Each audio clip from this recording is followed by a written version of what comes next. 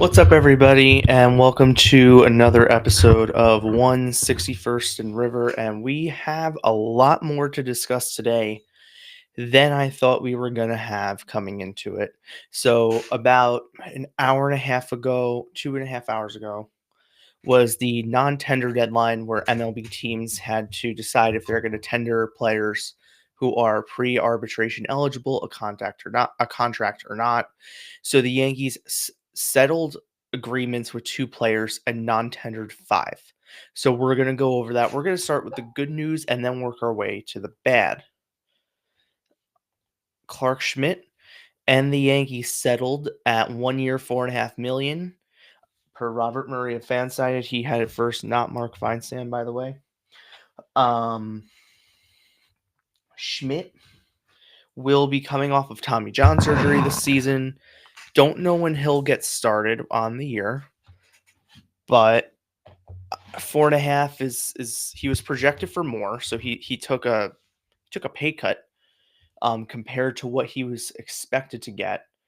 But in my column when I spoke about the decisions, I mentioned that Schmidt, when healthy, is one of the more underrated and consistent pitchers in baseball.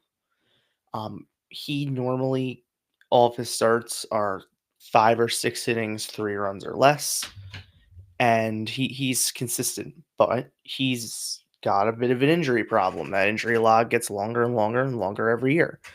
He hasn't pitched a full season since I think 2022, and or 23, 22 or 23 was the last time he pitched a full season, and he hasn't pitched a full season as a starter yet.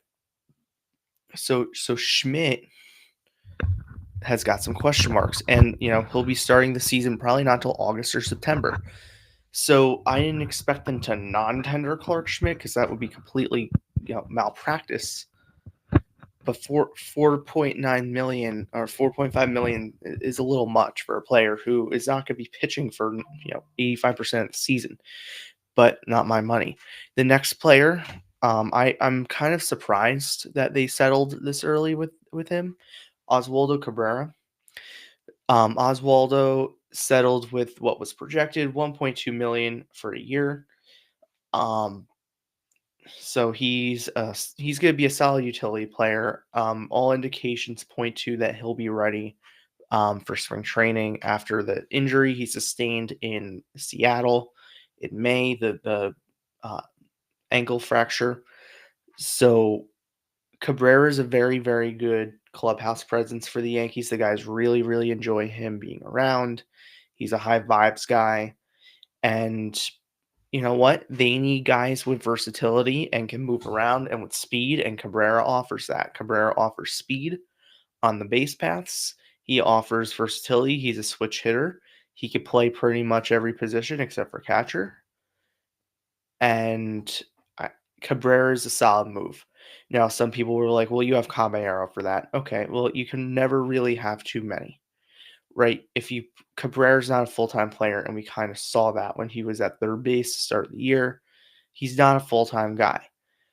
But, here and there, he can be inserted into the lineup and do some really, really good things and be a really big contributor for this team. Let's get to the not so great news for these guys, but had to happen. The first player on this list, I'm going to go in order of the list on the screen. These are the players that have been non-tendered by the Yankees. Michael Arias was the first one. Michael Arias was acquired, I think, in free agency about a year ago. He pitched in the minor leagues to 2.73 ERA.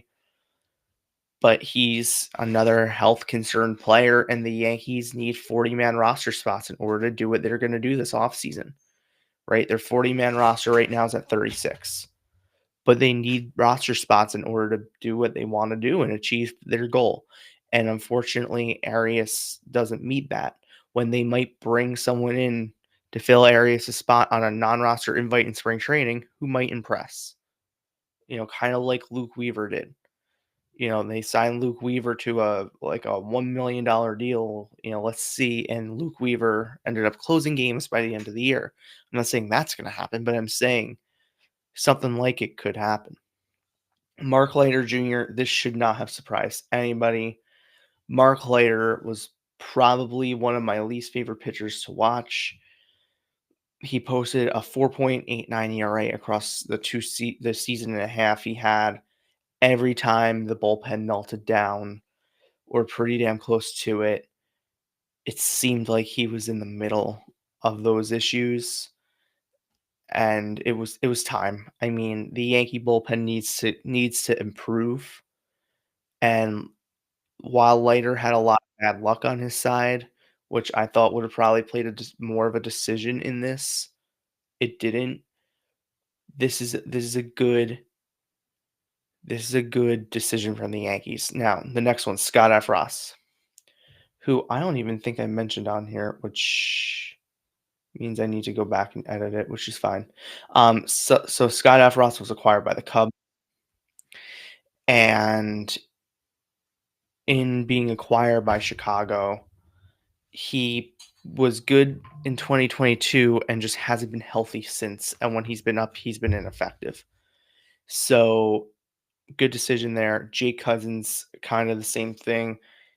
He was acquired last March. The Yankees got him off the scrap heap from the Chicago White Sox, and he posted a 2.37 ERA in 38 innings pitched with the Yankees. Came to spring training with some injuries. There was hope he was going to start the year. He ended up having to get Tommy John, and instead the Yankees carrying a 40-man spot for Cousins on the roster all winter, they decided to part ways with him.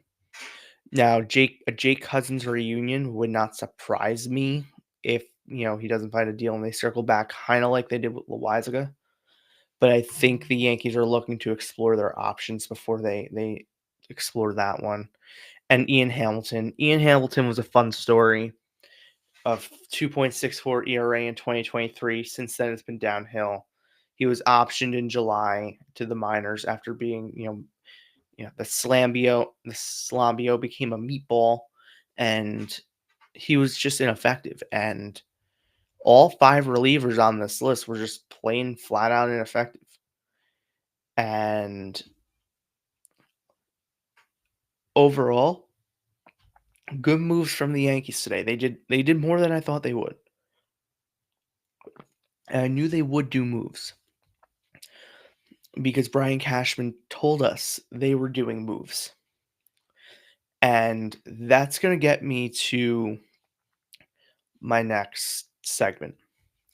Brian Cashman yesterday did his annual sleep out at the Javits Center.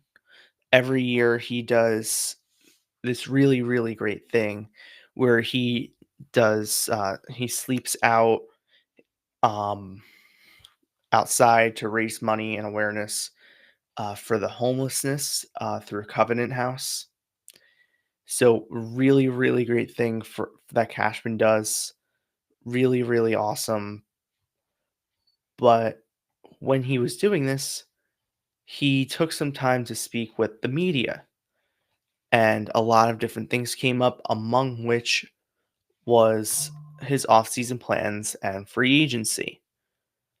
And he had some interesting things to say, I thought. So we're going to go over some of them if my screen cooperates. As of right now, it's not. But the first thing he addressed was Trent Grisham coming back from accepting the qualifying offer, and he said it was a 50-50 shot, they thought. They also knew that he wouldn't take it. And Cashman actually spoke very, very highly of Grisham and spoke very highly of Grisham in terms of him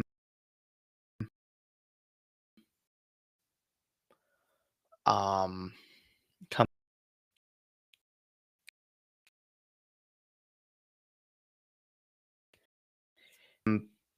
being in their plans. In general,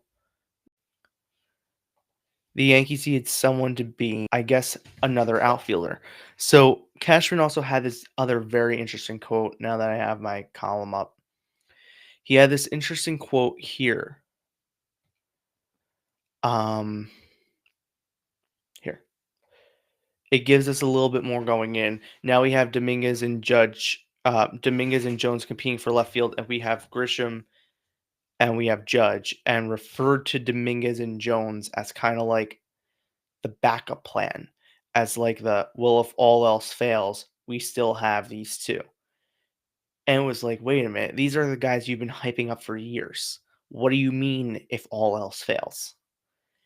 I found that very interesting and very, very, very, very, very telling. This is another quote I liked. So he spoke to agent Casey Close yesterday as well as Scott Boras.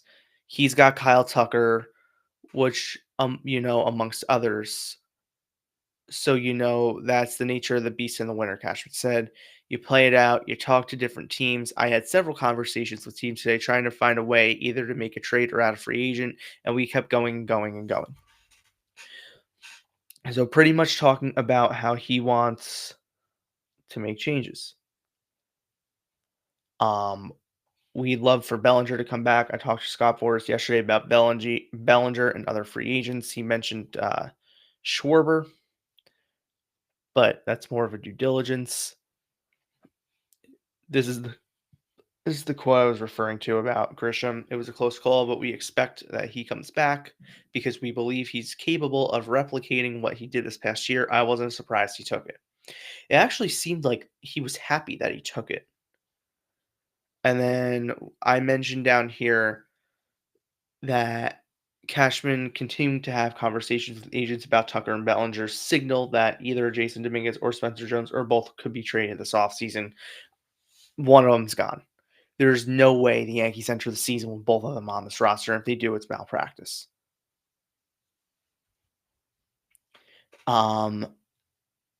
He does have concerns about rotation depth.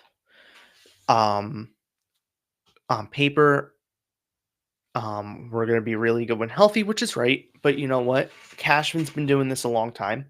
He knows that likely not everybody's going to be healthy. They're going to start the season with Rodon and Cole recovering from surgeries, and they won't start till May. Because of that, there's some vulnerability at the front in the rotation, so he wants to fix that. He said he had conversations with Scott Boras about Tatsuya Imai, who of anyone on the market, either free agency or trade, Tatsuya Imai is my biggest target for so many reasons. Among that, I think he's going to be a stud. I think it's important for the Yankees to get back in the Japanese market. Ryan Garcia of Empire Sports Media got a quote from him on that. I didn't put it in here because I didn't feel I was at liberty to use that quote. I used only the ones that were published by either Yes Network or SNY. So you saw Cam Schlittler. Look, he also talked about the rotation depth in the minors. I mentioned in here, we kind of know they're not going to be ready to start the year, but he did mention them. He said, so you saw what Cam Schlittler did. We got other guys behind the scenes that are making a name for themselves. ERC, which is Elmer Rodriguez Cruz, but he dropped the Cruz. Henry Lelaine, but I think he meant to say Carlos Lagranye because Henry Lelaine was left unprotected in the Rule 5 draft the other day. It could have been. I don't know what Cashman meant to say. I can't speak on his behalf. But that was interesting as well. Cashman also mentioned the bullpen has holes in it. We lost Weaver and Devin Williams out of the bullpen to free agency, which I found interesting because as of yesterday morning, they were open to a reunion with Devin Williams, and apparently now they're not, which I wrote an opinion column, and I've been doing a couple more opinion pieces because if it's not my news, right? Like if it's not my news, unless it's like a major transaction, unless it's a rumor that I've heard and has been confirmed to me by a source or sources, I'm not going to sit here and write, I've heard this too. No, I'm going to say, well, the Athletic reported this. Here's my opinion on why it makes sense. Here's my opinion on why this shouldn't happen. And there's a reason on Subway Sports Network or on my page that I haven't mentioned Corey Seager yet. And it's because Corey Seager is not getting traded. Period, point blank. I checked in on it yesterday. Of course I did. Because I have to do my due diligence. And of course I check in and I get a no, Corey Seager is not getting traded. And it became more clear today that, the Rangers now have holes to fill on the roster. They're probably not trading Corey Seager after they non-tendered Adolis Garcia and Jonah Heim. So no, Corey Seager is probably not getting traded. Never say never, but I was told there's a very high likelihood Corey Seager will not be traded in the offseason. I was also told that Stephen Kwan is also not getting traded. For Salicata and WFAN, who keeps pushing the Yankees need to go get Stephen Kwan, number one, he's not as good as you think he is. Number two, he doesn't fit the roster the way others would. And number three, he is not being traded from Cleveland. They want to compete. They have other holes they want to fill, and Stephen Kwan they don't want to part with. It would also be above the means of the Yankees. Now, you could say like I keep saying, you never say never.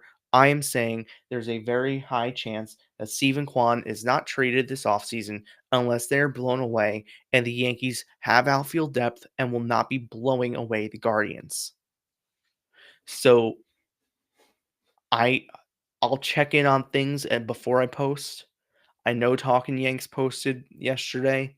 I also know that Evan Grant article they posted, Evan Grant retweeted it after he originally did and said, "I'm not saying Corey Seager is getting traded. I'm saying it would make sense for the Rangers to trade him." Like I wrote yesterday, it would make sense for the Yankees to reunite with Devin Williams, not what was floated on YouTube yesterday that the Yankees offered him a 3-year, $45 million contract, which is inaccurate. They did not do that. Now, would it surprise me if Devin Williams was back? Yeah, it would. Because as of right now, Devin Williams's market is very, very large. There's 8 or 9 teams involved, and the Yankees are a second string dreamer on that one, right? Devin Williams might come back to the Yankees because he liked it here, but there's a very high likelihood that the San Francisco Giants, who are looking for a closer, are going to offer more money than the Yankees because they need a closer and it's a more appealing opportunity to him. Or the Miami Marlins, who are a smaller market and play inside because he was used to that in Milwaukee, right? There are other factors to the Devin Williams market that doesn't meet the eye. Let's get back to the Cashman quote. "We lost Weaver and Devin Williams out of the bullpen to free agency. Those guys were important pieces to build bridges to our closer, Bednar." I wanna highlight this if my mouse works. I want to highlight this specifically. To get to our closer, Bednar, which tells me they are not going to be in on Edwin Diaz. They are not going to be in on Robert Suarez unless they agree to come here and be setup men. Diaz ain't coming here to be a setup man, and Robert Suarez will find an offer to be a closer somewhere. So get those guys, cross them off the list. All right. See how we're eliminating names? We just eliminated like 5 relievers. Now they are actively looking for someone who could pitch in the final 6 outs in the game. If that person's a lefty, even better. I floated the idea of Jojo Romero. The St. Louis Cardinals are completely open for business right now. I think a trade for him makes sense. Brendan Donovan is in talks of being moved. He could be a great platoon fit for the Yankees if they were to platoon him in the infield or outfield with whomever. Like, let's say they platoon him with Grisham. I don't think they would do that, but he would be a great platoon piece for the Yankees. And I'd be very open to that. Maybe you make a bigger deal and it's Donovan and JoJo for, I don't have a package in front of me, but what I'm saying is that might be a bigger deal than it is. And that's something that's definitely there. That could definitely happen. Now, with that being said, I don't see the Yankees doing many trades yet until they have some other things figured out. Like, they're not right now going to trade Spencer Jones or Jason Dominguez until they have either Cody Bellinger or Kyle Tucker. They're not going to do that. They're not going to trade for a starting pitcher or trade away a starting pitcher until Tatsuya Imai is decided. Now, if Imai or Imai, who Scott Boras already told Cashman he's open to coming here, there's no geographical restrictions. He's open to going wherever. The Yankees are really, really going to be aggressive in this one. They really want to get back in this market. This is the other quote. So for Yankee Twitter and John and Maspeth, who is a fan, so shout out to John Maspeth. The one thing it sounds like the Yankees are going to be aggressive this offseason. Cashman also confirmed that Grisham taking the qualifying offer will not handcuff the Yankees financially, adding, "I'm good at spending money." That was his quote. "I'm good at spending money." The Yankees have an opportunity to go all in this offseason. Now, I think, and they saved $6 million today, which is, no small thing. I want to sit here and say it is. $6 million is $6 million. That could be 2 relievers. It could be 1. $6 million is $6 million. That's the picture of Cashman. I'm not going to sit here and snooze that this is this is a kind of a bigger deal than it was. Now, Michael K thinks, and I'm talking Yanks just tweeted it out. I did post it when we should do this. I think it makes sense still. Michael K was talking about it, which I found really interesting because normally he doesn't get into the sports talk radio kind of fantasy. Like, he didn't get into the Corey Seager ideas. He shot it right down. Normally, Michael doesn't get into the sports talk radio things because Michael is more educated than that. And Michael K is very respected, and I respect him a lot. And I respect his opinions and everything. And normally, he's very above stuff like that. Him talking about Fernando Tatis Jr. today, I think, added another layer onto these rumors. Now, he is not likely to get traded. If you were to give me the 3 names that we were talking about before, Kwan, Seager, and Tatis, who's of the 3 are most likely to get traded? It is Tatis. That is because the Padres are looking to shed some money if they are to sell, and Tatis is probably the most movable contract they have. That is a fact. I'm not saying they're moving on from him. I'm just saying, period, point blank, if they were to move on from someone on that roster, it probably would be Fernando Tatis Jr. And I think the Yankees should absolutely be in on that. If AJ Preller calls up Brian Cashman and is like, "Hey, can I interest you?" Then I'd be like, "Here, have Lombard." I think I would send Lombard for him. The only 2 players I don't think I would send in that deal. The only 2, Ben Rice and Cam Schlittler. That's it. And I'd be a little hesitant on Elmer Rodriguez. I'd be a little hesitant on that one. Everyone else, goodbye. Have fun. Go have fun in Slam Diego. Have a blast. You want Volpe? Here's Volpe. That's it.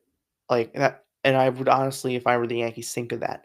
Now, the Yankees can't really trade from their starting pitching, the big league starting pitching, until they know they're going to acquire another starter for the big leagues. But let's say they go out and acquire Tatsuya Imai. Then all of a sudden, Warren and or Heel become expendable. And this is what the offseason is. The Yankees are going to be active this offseason. This whole narrative of Hal Steinbrenner doesn't want to spend money, it all comes from a Joel Sherman report that was Hal Steinbrenner prefers to keep the payroll under 300. Hal Steinbrenner, right now, is saying, "Damn you, Brian Cashman, for offering the qualifying offer." Or because Cashman keeps saying the same damn quotes every 2 weeks when he's spoken. Or Hal Steinbrenner's pissed off and fed up because he hasn't spoken in a year. He's going to speak on Monday. He hasn't spoken since they lifted the beer policy, but he'll speak to reporters on Monday via Zoom. Hal Steinbrenner might be fed up with losing and fed up that his legacy and his family's legacy is getting crapped on constantly. As Case said today, I listened to the first part of his show. You don't think that they listen to the radio or look at social media? Of course they do. They know what we're saying. Hal Steinbrenner, believe it or not, is a better owner than people think and a better owner than what people will give him credit for being. They went to extremes for Juan Soto. The fact of the matter is, Juan Soto didn't want to be a New York Yankee long term. It's hard to hear. It's been almost a year. I still can't accept it. But that's the fact. Juan Soto didn't want to be here. They went to extremes for Yoshinobu Yamamoto. Yamamoto didn't want to be a Yankee. He wanted to be a Dodger. Hiroki Sasaki, same thing. He wanted to be a Dodger. Now, there are other examples. Manny Machado, Corey Seager, who's hurt all the time, so that might be a save. Bryce Harper, who's hurt a lot. Who was the first one? Manny Machado, I don't know about his injury history. He also has an attitude issue, like a big attitude issue. And that might be something the Yankees were looking at with him, is his attitude problems. That wouldn't surprise me. And there are some other ones over the time. Yeah, you're not going to win on every one. It's impossible to. But most of the time, if they want someone, in 2019 into 2020, not that long ago, Garrett Cole was a free agent. The Yankees weren't leaving that offseason without getting Garrett Cole done. Did they want to go to the lengths they went to? No. Did they? Yes. Same with Aaron Judge. Aaron Judge had 1 foot out the door going to San Francisco. 1 foot out the damn door. Until John Heyman tweeted out, Arson Judge appears headed to Giants, and it sent shockwaves through the Yankees of, oh shit, there's a reality where Aaron Judge might be a San Francisco Giant. We can't have that happen. So Hal Steinbrenner called him up and got a deal done. Hal Steinbrenner will spend money. He's not going to spend money on something he doesn't see to be a good investment. That's the difference. He doesn't want to spend like drunken sailors. That's the difference. He doesn't want to be his dad, is what it comes down to. And fine. Do I love that they don't spend money like they used to? No. I think they should get everybody. With that being said, if they're going to blow past the luxury tax, which it seems like they're going to do the way they're talking is we need relief pitching, we need at least one outfielder, we need starting pitching, we need this, and this, and not to mention we need a bench. They're blowing past the CBT. The competitive balance tax. They're blowing right past it. They were at 318 this year? They're going to blow right past that one. They're blowing past 307. And I wrote the other day, if you're $1 over, be 40 million over. Who the hell cares at that point? You're already paying a dollar for dollar to these small market teams, which is bull. But you know what? This is the year to blow past it before the penalties might become more severe, or a salary cap might be in place, and you might be able to get around it. This is the year to spend. If there's ever a time to spend, time's now. Another thing to keep an eye on. I was talking to some people today. Phil Maton, he's a name to keep an eye on in terms of relief pitching. Wouldn't be my favorite option, but a crafty option. He's he's one to keep an eye on. I believe he might have closed he closed for a bit. He was on the Cardinals this year, I think. I believe he closed for a bit with one of the teams, or I'm mixing him up. I can just look it up. But Phil Maton was a name to watch. I believe he closed with the Diamondbacks. Another name to watch. This one's a little less confirmed on this. Yeah. Wait, no. He was on the 2024 Mets. Oh, yeah, he was on the Rangers And he was on the Cardinals, I was right. He posted a 2.79 ERA this year. So he's definitely an option to watch. He was a mess with the Mets, though, I do remember that. In 63 games, 61 and a third innings. His whip was 1.06. That's pretty damn good. He is a righty. He had 5 saves this year, 81 strikeouts in 61 and a third innings. That's Phil Maton is a name to keep an eye on. I believe he's a free agent. Um, Let me go to his transactions. Yep, he is a free agent. Phil Maton's a name to keep an eye on. Another one to keep an eye on. The Yankees will probably be in the market for a backup catcher. Joey Bart is a name to keep an eye on. He was tendered a contract today, even though the Pirates tried desperately to see what they could do. But Joey Bart is an option. The Yankees could trade for him. If it would probably be a minor trade with the Pirates, and Brian Cashman and Ben Sherrington have an extensive history of trades in their times in their positions. Joey Bart mashes lefties and is a very good option as a backup catcher to Austin Wells. That's another name to watch. And over the next few weeks, we'll be talking more. Now, if anything breaks over the weekend, I'll come on and do a show. If not, I will see everyone Monday after Hal speaks. Have a great weekend. Go Yankees, and maybe just sign Tatsuya on mine now. Just get it done.